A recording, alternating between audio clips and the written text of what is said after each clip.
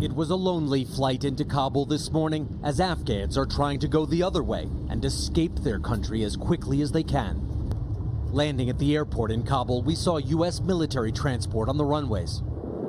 The airport is now the only safe way in or out of Afghanistan. And it has become the staging ground for the evacuation of the U.S. Embassy.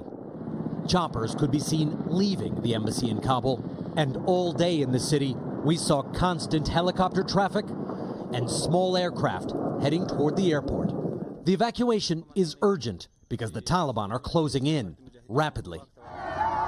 Overnight, the Taliban captured more cities near Kabul. Government troops mostly not putting up a fight. The Afghan army has all but melted away. And every time the Taliban take a base, they seize weapons, including these sophisticated drones. But the U.S. evacuation does not apply to the vast majority of Afghans.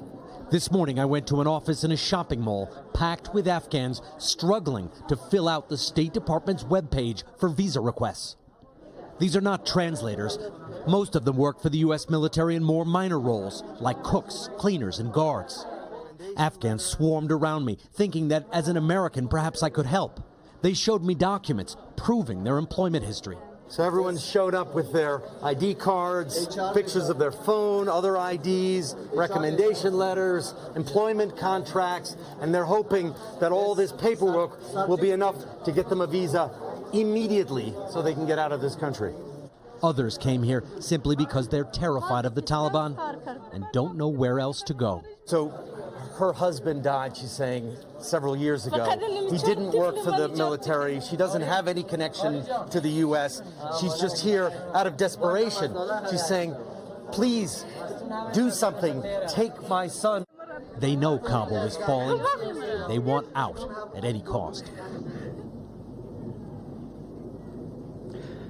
And here in Kabul, there are already preparations being made. Not far from where I am right now, there is a street full of beauty parlors, and it was quite famous because there were lots of posters in which women were depicted with their hair newly dyed and with full makeup. Well, today they were painting over those in preparation of the arrival of the Taliban. Just tragic scenes and breathtaking the speed with which it's happening. Richard Engel in Kabul, where he's been so many times over the years. Richard, thanks so much. Hey, thanks for watching our YouTube channel. Find your favorite recipes, celebrity interviews, uplifting stories, shop our favorite deals, and so much more with the Today app. Download it now.